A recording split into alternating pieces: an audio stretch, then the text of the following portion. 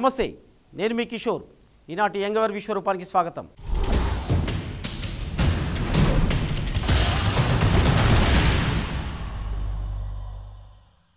ఓక్ ఐలాండ్ వందల సంవత్సరాలకు పూర్వమే ఇప్పటి ఆధునాతన సాంకేతిక పరిజ్ఞానానికి ఏమాత్రం తీసిపోని రీతిలో నిర్మించిన బిలం పరిశీలకులను ఆకర్షిస్తుంది. ఇంతకీ ఆ బిలం ఏమిటి? దాన్ని ఎవరు నిర్మించారు? ఎందుకు నిర్మించారు? ఆ బిలం అడుగు భాగంలో ఏముంది? అంతులేని సంపదని దాచుకున్న నిదా?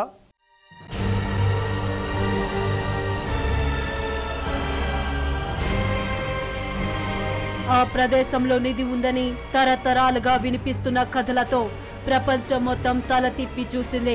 ఓక్ ఐలాండ్ మనీ ఫిట్ చాలా మంది ఔత్సాహికులను తన వైపు ఆకర్షించింది. అమెరికా ప్రెసిడెంట్ గా చేసిన ఫ్రాంక్లిన్ రూజ్వెల్ట్ సైతం కుర్రాడిగా ఉన్నప్పుడు ఒక చేత్తో పార, ఒక చేత్తో గొడ్డలి పట్టుకుని నిధి కోసం అన్వేషిస్తూ ఓక్ ఐలాండ్ లో అడుగు పెట్టాడు. హాలీవుడ్ లో రొమాంటిక్ హీరోగా వెలిగిపోతున్న ఎరోల్ ఫ్లిన్ అంతటి వాడు ట్రెజర్ హంట్ కి రెడీ అంటూ ఓక్ ఐలాండ్ లో ల్యాండ్ అయ్యాడు. ఇంతకీ ఈ దీవిలో నిజంగానే నిధి ఉందా, లేకపోతే ఇది 18వ శతాబ్దపు ఇంజనీర్ ఎవరో ప్రాక్టికల్ జోక్ పేలుద్దామని చేసిన ఆలోచన? చాలా మందికి జవాబు దొరకని ప్రశ్న ఇది.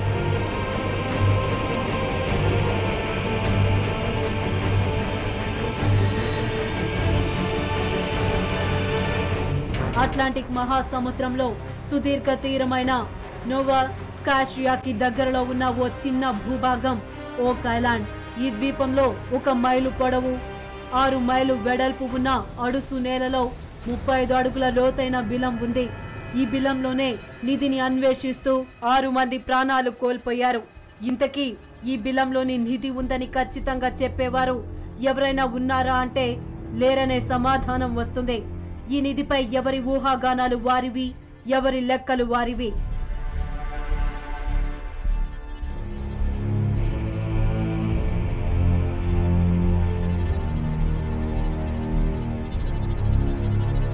అసలు ఇక్కడ నిధి ఉందని నమ్మి తవ్వకాలు మొదలు పెట్టింది 1795లో. రకరకాల చెట్లతో దట్టంగా అల్లుకుపోయిన ఈ చిన్న దీవిలోకి ఒకసారి 2 స్నేహితులతో కలిసి ప్రవేశించాడు డానియల్ మైగ్నీస్. ఆ 3 స్నేహితులు ఆడుకుంటున్న సమయంలో నేలపై వృత్తాకారంగా ఉన్న ప్రదేశం వారి దృష్టిని ఆకర్షించింది. వెంటనే వారు ఆ ప్రదేశంలో తవ్వకాలు మొదలు పెట్టారు. 10 అడుగుల లోతుకు వెళ్లేసరికి ఓక్ చెట్ల కాండాలు వరుసగా పేర్చి నిర్మించిన వుడెన్ ఫ్లోర్ కనిపించింది. దానిని తొలగించి మళ్లీ తవ్వకాలు చేసేసరికి మరో 10 అడుగుల లోతున మరో ఓక్ ఫ్లోర్ కనిపించింది. ఉత్సాహంగా పని ప్రారంభించిన యువకులు ఫలితంగా కనిపించకపోవడంతో తమ ప్రయత్నానికి స్వస్తి పలికారు. 7 సంవత్సరాల పాటు వారు చేసిన ఈ సాహస కృత్యం గురించి అందరూ కథలుగా చెప్పుకుంటూనే ఉన్నారు. ఓక్ ఐలాండ్ శాపానికి గురైందని, అక్కడకు వెళ్లడం ప్రమాదకరమనే కథలు కూడా వ్యాప్తి చెందాయి.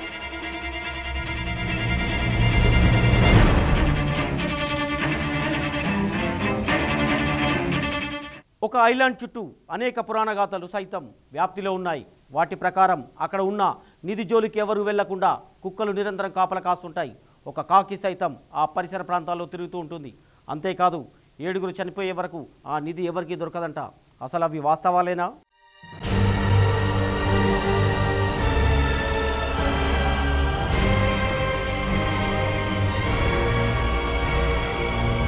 ఈ పురాణ కథలు ఎలా ఉన్నప్పటికీ చాలా మంది తమ జీవితాన్ని, తమ ఆస్తులను ధరపోసి మరి ఎందుకు ఈ నిధిని అన్వేషించాలనుకుంటున్నారు, ఎందుకు విఫలమవుతున్నారు? 1803లో ఈ అన్వేషణ వ్యక్తుల నుంచి సంస్థకు మారింది. ఆన్స్లోర్ కంపెనీ ఓక్ ఐలాండ్ లో తవ్వకాలను మొదలుపెట్టింది. డానియల్ మైగ్నీస్, అతని స్నేహితులు ఎక్కడి వరకు తవ్వకాలు జరిపి వదిలేశారో సరిగ్గా అక్కడి నుంచి తవ్వకాలు మొదలు పెట్టింది ఆన్స్లోర్ కంపెనీ. ఆన్స్లోర్ కంపెనీ నిధి అన్వేషణకు సర్వసన్నద్ధమై ఓక్ ఐలాండ్ కి వచ్చింది. అధునాతన సాంకేతిక పరిజ్ఞానాన్ని ఉపయోగించుకుంటూ పెద్ద ఎత్తున మనుషులతో తవ్వకాలు చేపట్టింది. అయితే విచిత్రంగా వారు తవ్వడం మొదలుపెట్టిన దగ్గర నుంచి డానియల్ బృందానికి కనిపించినట్లుగానే ప్రతి 10 అడుగుల లోతులోనూ ఓక్ ఫ్లోర్ కనిపించాయి. వాటి మధ్యలో బొగ్గు అన్వేషణలు, ఫైబర్ కూడా కనిపించాయి. భూగర్భంలో నిధి ఉండే అవకాశాలు తక్కువే అని ఆశలు సన్నగిలుతున్న దశలో వారికి కొబ్బరి పీచు కనిపించింది.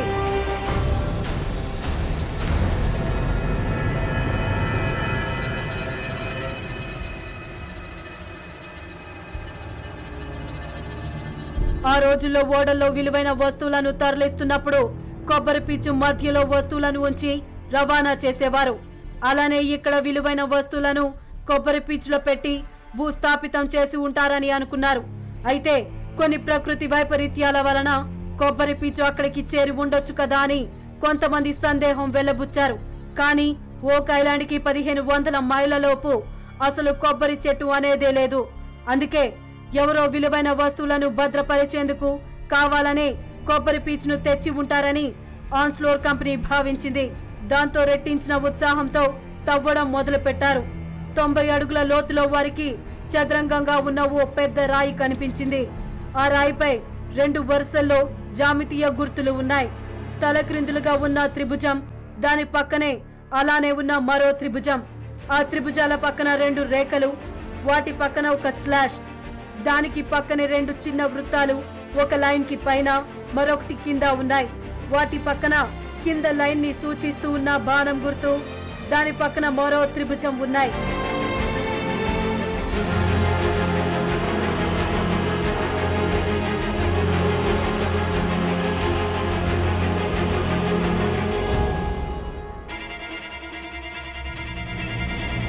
ఈ జామితీయ గుర్తులు ఏ సందేశాన్ని ఇస్తున్నాయో తెలుసుకోవడానికి ప్రయత్నించి చివరకు వాటి అర్థాన్ని తెలుసుకున్నారు.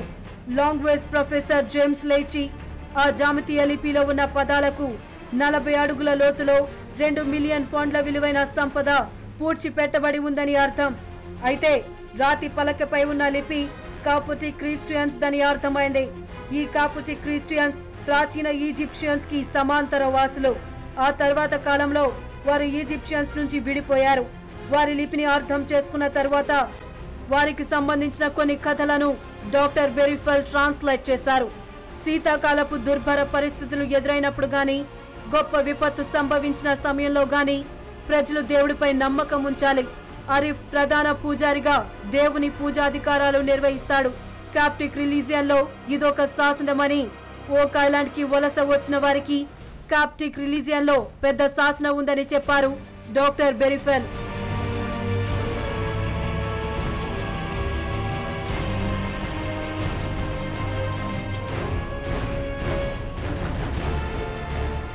ఎక్కడో ఈజిప్ట్ నుంచి నార్త్ అమెరికాలోని చిన్న దీవికి ఈజిప్షియన్ వచ్చారా? వస్తే ఎందుకు వచ్చారు? మట్టి పొరల్లో దొరికిన రాతి పలక ఈజిప్షియన్ అస్తిత్వానికి బలంగా సమర్థిస్తుంది.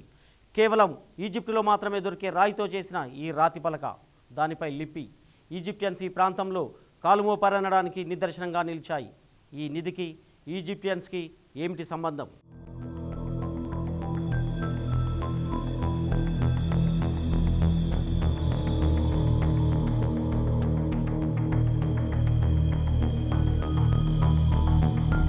ఓక్ ఐలాండ్ లో మళ్లీ తవ్వకాలు మొదలయ్యాయి.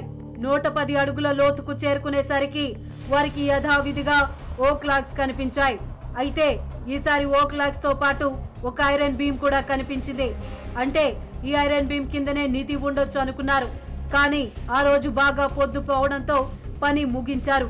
మర్నాడు తమ చేతిలో నిధి ఉంటుందని అనుకుంటూ నిద్రకు ఉపక్రమించారు. ఓక్ ఐలాండ్ చూడటానికి పీనట్ షేప్ లో ఉంటుంది.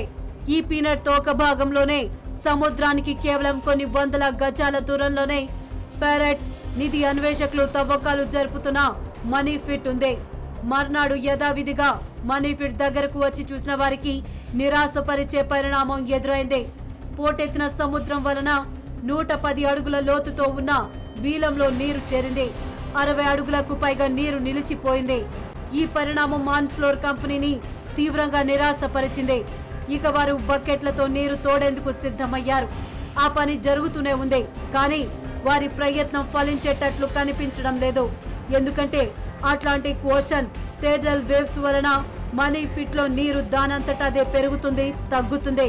ఇలా జరగడం వెనుక మనీ ఫిట్ లోకి సముద్రంలోని నీటిని మళ్లించడానికి మానవ నిర్మిత టన్నెల్ ఉండటమే అని గుర్తించారు.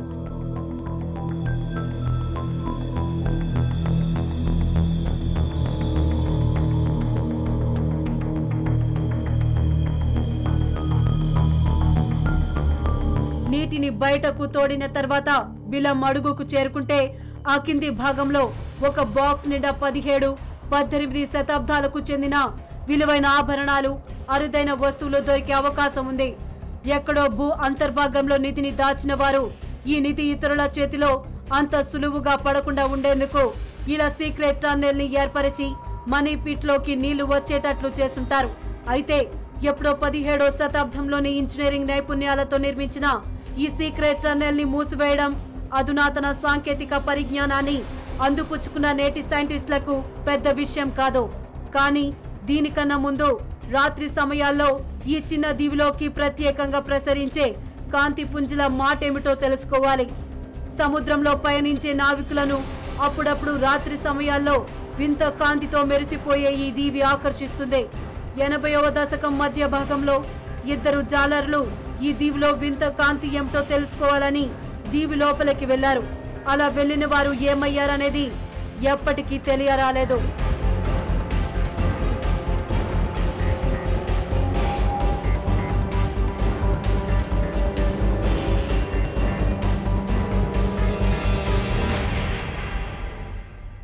బిలంలో విపరీతంగా నీరు చేరడం వలన ఆన్స్లోర్ కంపెనీ తవ్వకాలను నిలిపివేసింది. ఇక బిలంలో దొరికిన రాతి పలక అనూహ్యంగా మాయమైంది. అది ఏమైపోయిందో ఎవరు చెప్పలేకపోయారు. ఆన్స్లోర్ కంపెనీ తవ్వకాలను నిలిపివేసిన 45 సంవత్సరాల వరకు మళ్లీ ఎవరు మనీ ఫిట్ వంక కన్నెత్తి చూడలేదు. 1849లో ట్రూర్ కంపెనీ కొత్త బృందాన్ని వెంటబెట్టుకుని నిధి అన్వేషణకు బయలుదేరింది. ఈసారి ట్రూరో కంపెనీ వాటర్ సంగతి అలానే వదిలేసి పిట్ దగ్గర ఓ ప్లాట్ఫామ్ ని సెట్ చేశారు. అక్కడ నుంచి డ్రిల్లింగ్ ద్వారా లోపలికి చొచ్చుకుపోవడానికి వీలుగా హ్యాండ్ పవర్ టేటర్ ఆగర్ డ్రిల్ ని సిద్ధం చేశారు. ఆ రోజుల్లో హ్యాండ్ పవర్ టేటర్ ఆగర్ ని బొగ్గు గనుల్లో ఉపయోగించేవారు. ఈ ఆగర్ ని బిలం లోపలికి పంపారు. అది ఒక ప్లాట్ఫామ్ ని గుద్దుకొని ఆగిపోయింది. అక్కడ 12 అడుగుల బ్యాడ్ రాక్ ఉంది. దానిని తొలగించారు. ఆ తర్వాత 4 అంగుళాల ఓ ప్లాట్ఫామ్ ఉంది. దానిని తొలగించారు. దాని కింద 20 అంగుళాల లోతు వరకు లూజ్ మోటల్ ఉంది. ఆ తర్వాత ఆగర్ 4 అంగుళాల మరో ఓ ప్లాట్ఫామ్ ని దాటుకుని ముందుకెళ్లింది.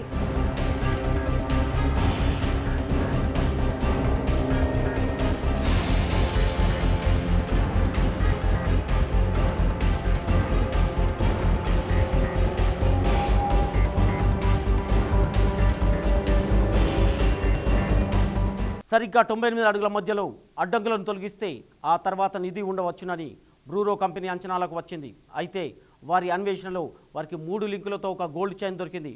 ఈ గోల్డ్ చైన్ లోపల నిధి ఉన్న విషయాన్ని రుజువు చేయవచ్చా?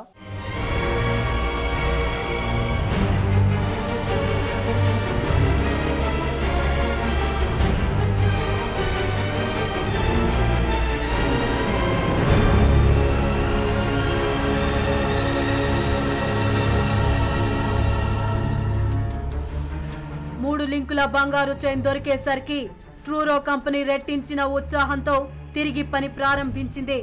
ఇక ట్రూరో కంపెనీకి బిలంలో మరో ఆసక్తికరమైన వస్తువు దొరికింది. అది రాయడానికి ఉపయోగించిన ఒక గొర్రె చర్మం. ఆ గొర్రె చర్మంపై VW అనే 2 ఇంగ్లీష్ అక్షరాలు ఉన్నాయి. ఈ గొర్రె చర్మం అక్కడ ఎందుకు ఉందో అన్న ప్రశ్నకు సమాధానం దొరకలేదు. 152 నుంచి 161 అడుగుల మధ్య ఒక బాక్స్ గాని కొన్ని బాక్సుల్లో గాని అత్యంత విలువైన ఆభరణాలు ఉంటాయని కంపెనీ భావించింది. అయితే కొంతవరకు ఆగర్ని లోపలికి చొప్పించిన కంపెనీ ఆ తర్వాత 10 అడుగుల లోతులో ఒక ఐరన్ ప్లేట్ ఉండటాన్ని గుర్తించింది. ఆ విషయం కంపెనీ రికార్డులో స్పష్టంగా ఉంది. కానీ దానిని దాటి ముందుకు వెళ్లడం ట్రూరో కంపెనీకి సాధ్యం కాలేదు.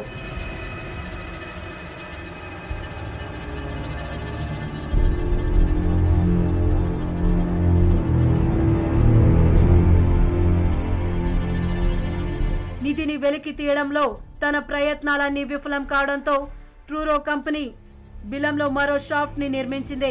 అయితే షాఫ్ట్ ని నిర్మించిన వెంటనే 100 అడుగుల నీరు వచ్చి చేరింది. ఇలా లాభం లేదని ట్రూరో కంపెనీ సముద్రపు ఒడ్డున కాపర్ డ్యామ్ ని నిర్మించి ఆ కాపర్ డ్యామ్ అడుగు భాగం నుంచి టన్నెల్స్ నిర్మించి నీటి మార్గాన్ని మళ్లించాలని భావించింది. దాని ద్వారా బిలంలోకి నీరు రాకుండా అడ్డుకుంటే ఆ తర్వాత బిలంలో ఉన్న నీటిని తోడివేయడం ద్వారా నిధిని చేరుకోవచ్చనేది కంపెనీ ప్లాన్.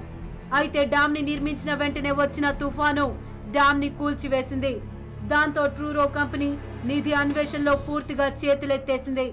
అలా వందల సంవత్సరాల క్రితం బిలంలోకి నీరు వచ్చేలా చేసిన పునర్వికుల పరిజ్ఞానాన్ని ఎదుర్కొని నీటిని వెనక్కి మళ్లించడం అసాధ్యమైపోయింది.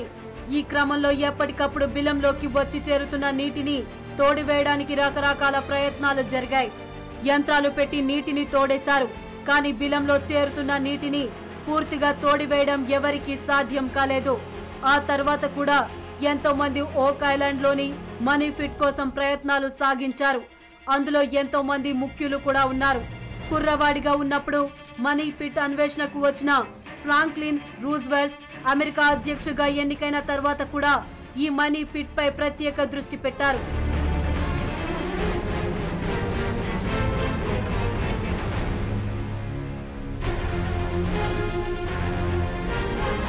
చరిత్ర తెలిసిన సంపదపై ఆశతో తాము విజయం సాధిస్తామనే ఆత్మవిశ్వాసంతో మనీ పిట్ కోసం అన్వేషకులు వస్తూనే ఉన్నారు. రాబర్ట్ రెస్టల్ కూడా తన భార్య పిల్లలతో సహా వచ్చి అలా అన్వేషణ మొదలు పెట్టిన వాడే.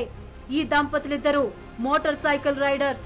జీవితమంతా ఇలాంటి సాహస కార్యాలను చేయడానికి అంకితం చేసిన వారు. 1965లో ప్రారంభమైన వారి అన్వేషణ కూడా ఎలాంటి ఫలితం లేకుండానే ముగిసింది. కాలక్రమంలో ఓక్ ఐలాండ్ లో ముఖ చిత్రమే మారిపోయింది. అన్వేషకుల అత్యుత్సాహం ప్రయోగాలతో ఓక్ ఐలాండ్ మనీఫిట్ ప్రాంతంలో అనేక బోర్వెల్స్ ఏర్పడ్డాయి. 1967లో contractor Daniel Blankenship, Montreal businessman David ఇద్దరు సంయుక్తంగా మనీఫిట్ అన్వేషణకు బయలుదేరారు. రీడర్స్ డెజర్ట్స్ లో ఈ ఐర్లాండ్ కథలు చూసి ఈ పజిల్ ని సాల్వ్ చేయాలనే ఉద్దేశంతో ఆ ఐలాండ్ లో 1960లోనే అడుగు పెట్టాడు బ్లాంకెన్షిప్. డేవిడ్ల తవ్వకాలు సాగాయి. 200 అడుగుల లోతు వరకు చేరారు. అక్కడ వారికి ఐర్లాండ్ బ్యాడ్ రాక్ అడ్డు వచ్చింది. అధునాతన సాంకేతిక పరిజ్ఞానాన్ని ఉపయోగించుకున్న ఆ నిధి జాడను కనుక్కోలేక ఎంతో మంది వెనుదిరిగారు. అసలు అంత క్లిష్టమైన నిర్మాణాన్ని ఎవరు చేపట్టారు? నిధి జాడను కనుక్కోవడానికి ఇంతటి దుర్భేద్యమైన మార్గాన్ని ఎలా నిర్మించారు? ఎన్నో సంవత్సరాలుగా మనుషులు, యంత్రాలు ఇక్కడ జరిపిన తవ్వకాలలో నిధి కాదు కదా. కనీసం ఈ ప్రశ్నలకు జవాబులు కూడా దొరకలేదు. ఎవరు ఈ మార్గాన్ని ఛేదించి నిధిని కనుక్కోలేకపోయారు? ఈ నిధి అన్వేషణలో కనుగొన్న ముఖ్య విషయం ఏదైనా ఉందంటే అది 90 అడుగుల లోతులో దొరికిన రాతి పలకపై ఆధారం మాత్రమే. అదే ఈ బిలం అడుగున నిధి ఉందనే దానికి గట్టి ఆధారంగా నిలిచింది.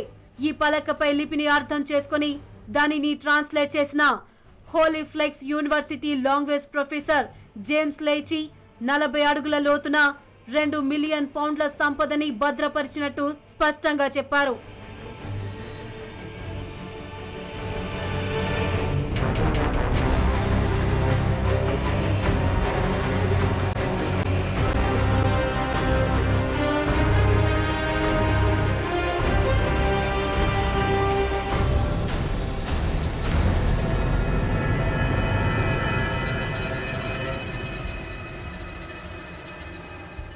రాతిపలకలోని సమాచారం ప్రకారం బిలంలో ఖచ్చితంగా సంపద ఉంది. కానీ వెలికి తీసేందుకు అవసరమైన పరిజ్ఞానాన్ని ఎవరూ ఉపయోగించడం లేదు.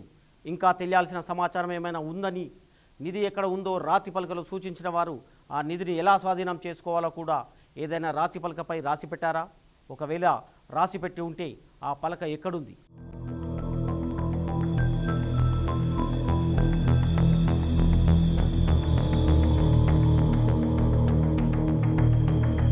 కొన్ని సంవత్సరాలుగా నిధిని అన్వేషిస్తున్న వారెవరికి ఎలాంటి ఆధారము దొరకలేదు. కానీ నిధికి సమీపంలో ఒక భారీ ట్రయాంగిల్ ఉంది. ఆ ట్రయాంగిల్ కి నిధికి ఏదైనా సంబంధం ఉందా? దురదృష్టవశాత్తు ఆ భారీ త్రిభుజాకారపు రాతి నిర్మాణం మనీఫిట్ కి దగ్గరగా ఎందుకుందో, దానికి మనీఫిట్ కి సంబంధం ఏమిటో కూడా ఎవరికి అంతుబట్టలేదు. ప్రాచీన క్రిస్టియానిటీలో మనిషి చనిపోతే అతని పార్థివ దేహాన్ని భూగర్భంలో సమాధి చేసేవారు. ఆ సమాధిపై అతి పెద్దదైన బరువైన రాయిని ఉంచేవారు.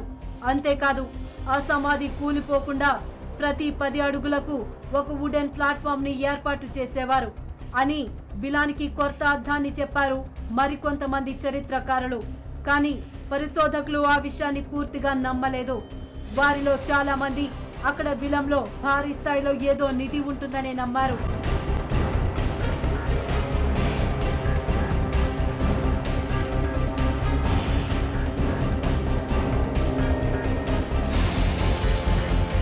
ఆర్కియాలజిస్ట్ ఫ్రెడ్ నోలన్ ఓక్ ఐలాండ్లోని ఒక చిన్న భాగాన్ని తీసుకొని దానిపై ఆర్కియాలజీ పరిశోధనలు చేశారు. ఆ ప్రాంతంలో ఒక్కొక్కటి 10 టన్నుల బరువున్న శాండ్ స్టోన్స్ 4 ఉన్నాయి. వాటిని కలిపితే ఒక భారీ సిలువ గుర్తు వస్తుంది. ఆ సిలువ గుర్తు ఏమిటి? ఇలా ఓక్ ఐలాండ్ చుట్టూ ఎన్నో ప్రశ్నలున్నాయి. కానీ ఆ ప్రశ్నలు వేటికి సమాధానం దొరకలేదు. ఇక ఈ ఓక్ ఐలాండ్ లో ట్రెజర్ ని తీసుకొచ్చి దాచింది ఎవరు అనే ప్రశ్నకు రకరకాల సమాధానాలు చెప్పడం మొదలు పెట్టారు. కానీ చరిత్రకారులు ఎక్కువగా విశ్వసిస్తున్న కథనం ఏమిటంటే 1758లో బ్రిటిష్ కాలనిస్టులు ఫ్రెంచ్ ఆధ్వర్యంలో ఉన్న లూయిస్ బర్గ్ పై దాడి చేశారు. పోరు ఘోరంగా సాగింది.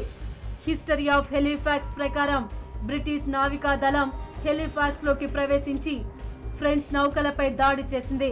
ఈ పోరులో బ్రిటిష్ వారిదే పై చేయిగా మారింది. ఇదే సమయంలో 3 ఫ్రెంచ్ నౌకలు ఓక్ ఐలాండ్ తీరంలో ఆగాయి. ఆ ఫ్రెంచ్ సైనికులే బ్రిటిష్ వారి నుంచి తమ సొత్తును కాపాడుకోవడం కోసం ఇక్కడ నిధిలా నిక్షిప్తం చేసి ఉండొచ్చు.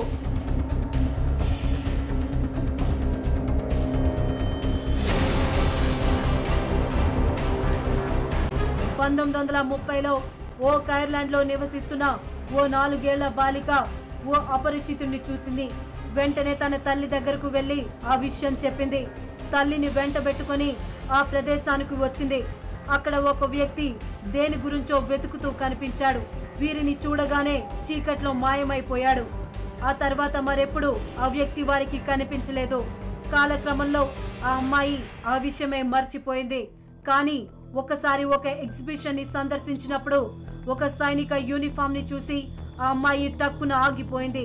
తన చిన్నతనంలో చీకట్లో కనిపించిన అపరిచిత వ్యక్తి వేసుకున్న యూనిఫామ్ సరిగ్గా అలానే ఉంది. అందుకే అమితంగా ఆశ్చర్యపోయింది. తనకు కనిపించిన వ్యక్తి ఒక బ్రిటిష్ సైనికుడని అర్థం చేసుకుంది.